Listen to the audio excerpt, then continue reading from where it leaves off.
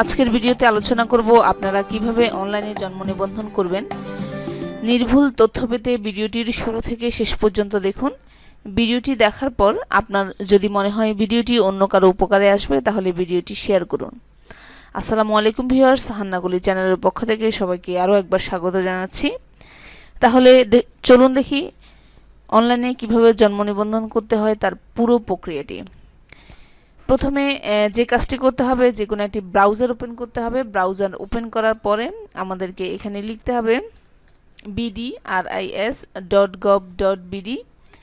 আমরা এটি হচ্ছে জন্ম নিবন্ধনের একটি ওয়েবসাইট। এই ওয়েবসাইটটিতে আমরা আসার পরে এখানে জন্ম নিবন্ধন যে মেনুটি রয়েছে সেখানে আমরা অনেকগুলো অপশান দেখতে পাচ্ছি, সেখান থেকে যাব আমরা। আপনারা দেখতে পাচ্ছেন জন্ম নিবন্ধন আবেদন, এই অপশানটিতে জন্ম নিবন্ধন আবেদনের অপশানটিতে যাওয়ার পরে প্রিভিয়ার্স আপনারা নিচে দেখতে পারবেন এরকম একটি পেজ আসবে।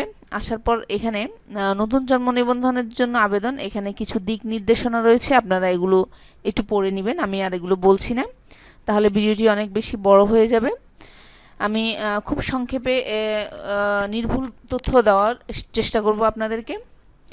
এরপর এখানে 3টি অপশান রয়েছে। জন্ম নিবন্ধন সনদ আপনার কোন ঠিকানায় আপনি অফিস থেকে সংগ্রহ করতে চান। আমরা চাই হচ্ছে বর্তমান ঠিকানায় অফিস থেকে সংগ্রহ করতে, সেজন্য আমরা বর্তমান ঠিকানাটি সিলেক্ট করব। এরপর আমরা পরবর্তী অপশানে যাব। যার পর আপনারা দেখতে পাচ্ছেন এখানে একটি ফর্ম এসেছে, এই ফর্মটি আমাদেরকে পূরণ করতে হবে। নারী ব্যক্তির নামের প্রথম অংশ এখানে লিখতে হবে, তারপর হচ্ছে দ্বিতীয় অংশ এখানে লিখতে হবে। প্রিয় ভিউয়ার্স, আপনাদের সুবিধার জন্য আমি এখানে বলে দিচ্ছি, আমরা এখানে কিছু অপশানের পাশে কিছু স্টার চিহ্ন দেখতে পাচ্ছি। এই স্টার চিহ্ন মানে হচ্ছে এই ঘরগুলো আপনাকে অবশ্যই পূরণ করতে হবে। যদি নামের একটি মাত্র অংশ থাকে তাহলে আমরা নামের যে শেষের অংশটি রয়েছে সেখানে এটি পূরণ করব। আর যদি নামের 3টি অংশ থাকে তাহলে প্রথম অংশটি আমরা লিখব হচ্ছে উপরের প্রথম অংশের জায়গায়, আর লাস্টের যে 2টি অংশ থাকবে সেটি লিখব হচ্ছে আমরা শেষের ঘরে।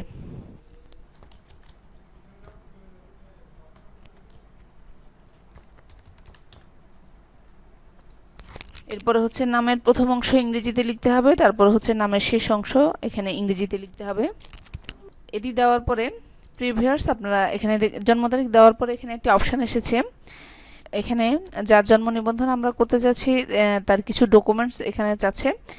আমার কাছে এই ডকুমেন্টগুলি আছে, অপশানটিতে ক্লিক করব।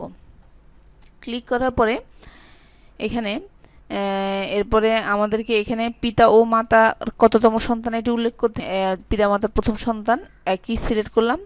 লিঙ্গ হচ্ছে পুরুষ, জন্মস্থানের ঠিকানা আমরা লিখছি।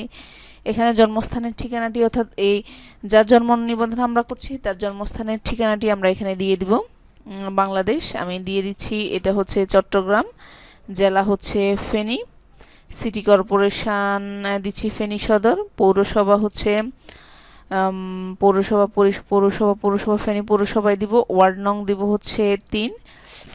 প্রিয় ভিউয়ার্স, আপনারা দেখতে পাচ্ছেন আমি এখানে ডাকঘর, গ্রাম, পাড়া বা মহল্লা দিয়েছি বাংলায়, ইংরেজিতে। এরপরে বাসা ও সড়কের নাম ও নাম্বার দিয়েছি এখানে আমি। এরপরে আমরা যাব হচ্ছে পরবর্তী অপশানে আসার পর এখানে আমাদেরকে পরবর্তী অপশানটি যেটা রয়েছে সেটি হচ্ছে পিতা এবং মাতার তথ্যগুলো দিতে হবে। এই প্রথমে রয়েছে পিতার তথ্য। পিতার প্রথমে হচ্ছে জন্ম নিবন্ধন নাম্বারটি এখানে লিখতে হবে। পিতার জন্ম নিবন্ধন দেওয়ার সাথে সাথে পিতার নাম বাংলায় অলরেডি এখানে চলে এসেছে, পিতার নামটি এটা আমাকে লিখতে হয়নি। জন্ম নিবন্ধন দেওয়ার সাথে সাথে জন্ম নিবন্ধনের যে সার্ভারটি রয়েছে সেখান থেকে পিতার নামটি অটোমেটিক নিয়েছে। এরপরে পিতার জাতীয়তা আমাদেরকে এখানে সিলেক্ট করতে হবে। মাতার জন্ম নিবন্ধন নাম্বারটি এখানে দেওয়ার সাথে সাথে মাতার নামটি এখানে অলরেডি চলে এসেছে। আসার পর আমাদেরকে যে কাজটি করতে হবে, মাতার জাতীয়তা আমাদেরকে সিলেক্ট করতে হবে। আমরা মাতার জাতীয়তা সিলেক্ট করার পর আমাদেরকে পরবর্তী অপশানে যেতে হবে। আমাদের পরবর্তী অপশানটিতে রয়েছে নতুন জন্ম নিবন্ধনের জন্য আবেদন। আপনি কি নিম্নলিখিত কোনো ঠিকানা আপনার স্থায়ী ঠিকানা হিসেবে ব্যবহার করতে চান? কোনোটি নয় আমি দেওয়ার পর এখানে জন্ম ঠিকানা ও স্থায়ী ঠিকানা যদি আপনি একই ব্যবহার করতে চান তাহলে আপনি এখানে টিক চিহ্ন দিবেন, আর যদি একই রকম না হয় তাহলে আপনি এখানে টিক চিহ্ন দিবেন না, আপনাকে স্থায়ী ঠিকানাটি এখানে লিখে দিতে হবে। এরপরে আমরা এখানে একই রকম দিচ্ছি না, আমি ভিন্ন দিচ্ছি, এজন্য আমি বিভাগটি সিলেক্ট করলাম হচ্ছে চট্টগ্রাম, আমি জেলাটি সিলেক্ট করলাম হচ্ছে ফেনী, এরপরে সিটি কর্পোরেশন হচ্ছে ফুলগাজী পৌরসভা হচ্ছে আনন্দপুর। এরপরে হচ্ছে ওয়ার্ড নাম্বার হচ্ছে 2 দেওয়ার পরে আমাকে ডাকঘর লিখতে হবে, ডাকঘর হচ্ছে আনন্দপুর। প্রিভিয়ার্স আপনারা দেখতে পাচ্ছেন আমি এখানে ডাকঘর বাংলায় দিয়েছি, ডাকঘর ইংরেজি দিয়েছি, গ্রাম লিখেছি, গ্রাম বাংলায় লিখেছি, গ্রাম ইংরেজিতে লেখার পর আমরা এখানে বাসা ও সড়ক নাম ও নাম্বার যদি থাকে দিবেন, আর যদি আপনি না দিতে চান আপনি এখানে হ্যাশ দিয়ে দিবেন। অপশানটিতে আমি এখানে হ্যাশ দিয়ে দিলাম, দুটোতেই বাংলা এবং ইংরেজি অপশানটিতে। আসার পর এরপর যে অপশানটি রয়েছে সেটি হচ্ছে আপনি কি নিম্নলিখিত কোনো ঠিকানায় আপনার বর্তমান ঠিকানা হিসেবে ব্যবহার করতে চান। এরপর হচ্ছে আমি কোনোটি নয় দিব। এরপরে স্থায়ী ও বর্তমান ঠিকানা যদি আপনার একই রকম হয় তাহলে আপনি এখানে টিক দিবেন। আমি স্থায়ী ও বর্তমান ঠিকানা একই দিচ্ছি, দিয়ে আমি অপশানটিতে ক্লিক করলাম। ক্লিক করার সাথে সাথে আমার যে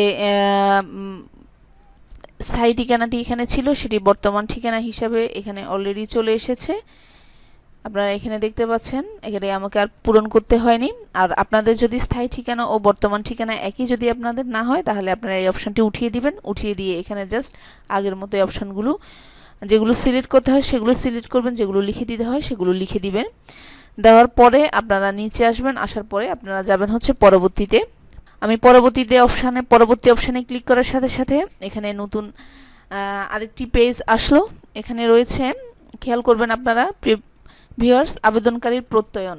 নিবন্ধনাধীন ব্যক্তির 18 বছরের নিম্নে বয়স যদি হয়ে থাকে তাহলে পিতা ও মাতা বা আইনানুগত অভিভাবক যে রয়েছে তাকে এখানে টিক দিতে হবে। আবেদনকারীর সাথে ব্যক্তির সম্পর্ক থাকবে, যে আবেদন করছে সে হচ্ছে, যেহেতু এই আমার আবেদন প্রার্থী হচ্ছে 18 বছরের নিচে, তাহলে যে আবেদন করছে তার সাথে সম্পর্ক হচ্ছে মায়ের অথবা বাবার। আমি এখানে বাবার অপশানটি ক্লিক করলাম। ক্লিক করার সাথে সাথে এখানে আপনারা দেখতে পাচ্ছেন ভিউয়ার্স, আবেদনকারীর নামটি এখানে আসছে মোহাম্মদ হান্নান। আবেদনকারীর বাবার নামের অপশানে এটি ছিল। আপনি যদি এখানে মাতা ক্লিক করেন তাহলে মায়ের নাম আসবে। আর যদি আবেদনকারী সে নিজে হয়ে থাকে, যেহেতু সে 18 বছরের নিচে, তাহলে নিশ্চয়ই সে নিজে করবে না, তার বাবা মায়ের যে কোনো একজনকে দিবেন। এরপরে হচ্ছে আমি এখানে তার বাবাকে সিলেক্ট করলাম। সিলেক্ট করার পরে বাবা আসলো, তার বাবার ফোন নাম্বারটি আমি এখানে দিয়ে দিই। নাম্বারটি দিয়ে দেওয়ার পরে নিচে একটি অপশান আসছে ইমেল। বাবার যদি ইমেল অ্যাড্রেস থাকে তাহলে আপনি এখানে ইমেল অ্যাড্রেসটি দিয়ে দিবেন। আমি ইমেল অ্যাড্রেসটি এখানে দিচ্ছি না। আমি চলে যাচ্ছি পরবর্তী অপশানে। পরবর্তী অপশানে আসার পর প্রিয় ভিউয়ার্স আপনারা এখানে দেখতে পাচ্ছেন এতক্ষণ পর্যন্ত আমরা আবেদনকারীর যতগুলো তথ্য এখানে দিয়েছি সব তথ্য এখানে আমাদেরকে শো করছে। প্রথমে হচ্ছে আবেদনকারীর ব্যক্তিগত পরিচিতি, এরপর হচ্ছে জন্মস্থানের ঠিকানা, স্থায়ী ঠিকানা, বর্তমান ঠিকানা, পিতার তথ্য, আবেদনকারীর মাতার তথ্য এখানে দেখাচ্ছে, আবেদনকারীর তথ্য এখানে।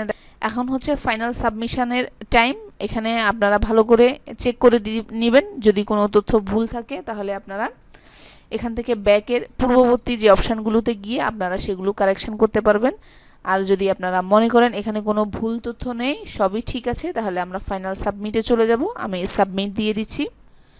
প্রিভিউয়ার্স আপনারা দেখতে পাচ্ছেন আমাদের আবেদনটি সফলভাবে সম্পন্ন হয়েছে। এখানে আমাদেরকে আবেদনপত্রের একটি নাম্বার দিয়েছে এবং তার নিচে কিছু নির্দেশনা লিখে দিয়েছে। আগামী প্রয়োজনীয় কাগজপত্র সহ আগামী 15 দিনের মধ্যে আপনাকে সংশ্লিষ্ট নিবন্ধকের অফিসে গিয়ে যোগাযোগ করতে হবে, অর্থাৎ আপনাদের যার ইউনিয়ন অফিস থেকে আপনাদের কাঙ্ক্ষিত জন্ম নিবন্ধনটি সংগ্রহ করতে হবে। আর প্রিন্ট কপি, এই আবেদনের প্রিন্ট কপি পাওয়ার জন্য আপনাকে যেতে হবে আবেদনপত্র প্রিন্ট করুন এই অপশানে প্রিন্ট কপিটা এখানে দেখাচ্ছে। এখানে প্রিন্ট জাস্ট আপনি প্রিন্ট করলে, যে আপনার প্রিন্টার কম্পিউটারের সাথে কানেক্ট থাকে, তাহলে এটি প্রিন্ট হয়ে বেরিয়ে আসবে। তাহলে প্রিভিউয়ার্স আপনারা দেখতে পেলেন কিভাবে অনলাইনে একটি জন্ম নিবন্ধনের প্রক্রিয়া সম্পন্ন করতে হয়। একদম শুরু থেকে শেষ পর্যন্ত আমি নির্ভুলভাবে আপনাদেরকে দেখানোর চেষ্টা করেছি। আশা করছি আপনারা উপকৃত হবেন। এরপরও যদি আমি কোনো তথ্য মিস করে থাকি বা আপনাদের যদি কোনো কোয়ারি থাকে তাহলে আপনারা আমাকে কমেন্টসে জানাবেন, আমি আপনাদেরকে উত্তর দেওয়ার চেষ্টা করব। সবাই ভালো থাকবেন, সুস্থ থাকবেন। দেখা হবে অন্য কোনো ভিডিওতে। আসসালামু আলাইকুম।